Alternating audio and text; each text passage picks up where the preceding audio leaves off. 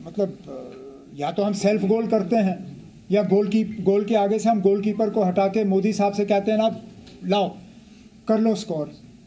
अब परिवार पे हमने खुल्लम खुल्ला उनको गोल दे दिया और उन्होंने मौके का इस्तेमाल किया और बड़े तरीके से किया। कहा कि मोदी उनका है जिनका कोई नहीं, और हमारे पास इसका जवाब ही नहीं है। तो मैं तो अपने वो मुझसे हालांकि सियासी तौर और उम्र के लिहाज से बहुत सीनियर हैं, लेकिन मुझे थोड़ा बहुत जो तजुर्बा है वो यही है कि हमें इस तरह की सियासत जो है वो छोड़ के हमें लोगों के मुद्दों की सियासत करनी चाहिए। ये चौकीदार, ये अदानी अंबानी, ये राफेल, ये परिवार, ये चलता नहीं है। अपोजिशन को कितना नुकसान होगा इस जो भी नैरेटिव बना है, क्योंकि वोट आने दीजिए। मैं अभी कैसे कह सकता हूँ? How can I tell you whether we will lose 1 seat or 3 seats or will gain 1 or 3? You will only know where we stand on the day the votes are counted and the seats are tallied. So let's see. खबरें तो ये भी है आप श्रीनगर से लड़ रहे हैं, इस बात में कितनी सच्चाई है? अगर कल मैंने उधमपुर से कागज भरे फिर क्या करोगे?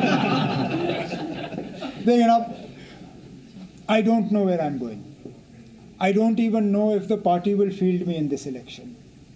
The party is at this point in time engaged in discussion with our own colleagues to see the most suitable and most appropriate candidates for each seat.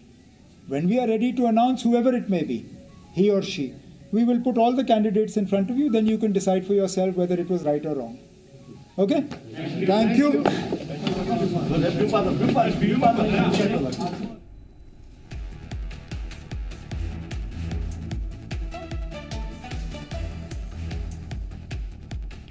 PDP पर एनसी के नायब सदर उमर अब्दुल्ला ने निशाना साधा है। बता दें कि उन्होंने कहा है कि वो बीजेपी से ज्यादा हमें निशाना बनाते हैं।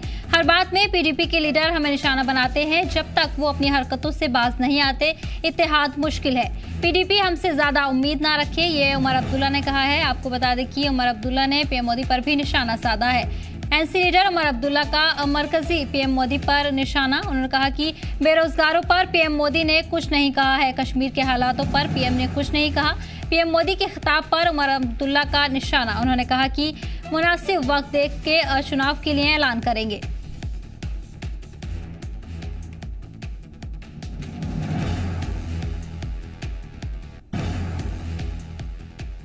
ज्वाइनिंग क्या नाम, सियासत में ये रहता ही है। और जावेद बेग साहब एक बड़े काबिल सियासतदान और एक बड़े माने हुए पब्लिक रिप्रेजेंटेटिव रहे हैं।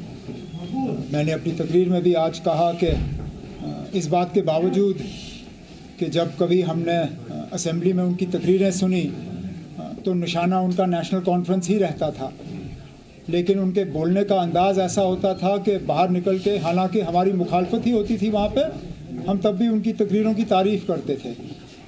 आज अच्छी बात है उन्होंने नेशनल कॉन्फ्रेंस में शामिल होने का फ़ैसला लिया है अपने साथियों के साथ, और अब हम उम्मीद करते हैं कि जिस अंदाज़ में वो नेशनल कॉन्फ्रेंस के बारे में बोला करते थे उसी अंदाज़ में वो बाकियों के बारे में बोलेंगे। रेस्टोरेशन ऑफ डेमोक्रेसी को लेके मैं जानता हूं कि वज़ीर आज़म खुद इलेक्शन का अनाउंस कर नहीं सकते हैं। इलेक्शन का अनाउंसमेंट जो है वो इलेक्शन कमीशन को करना होता है, लेकिन कम से कम वज़ीर आज़म से इतना ही कि जो 31 सितंबर का डेडलाइन सुप्रीम कोर्ट की तरफ से लगा हुआ है उसको देखते हुए उससे पहले इलेक्शन होंगे, ये हम सुनना चाहते थे। Restoration of statehood, full statehood, not half या कोई और मॉडल, फुल स्टेटहुड, जितना हमसे लिया गया उतना हमें वापस चाहिए, उसके बारे में हम सुनना चाहते थे।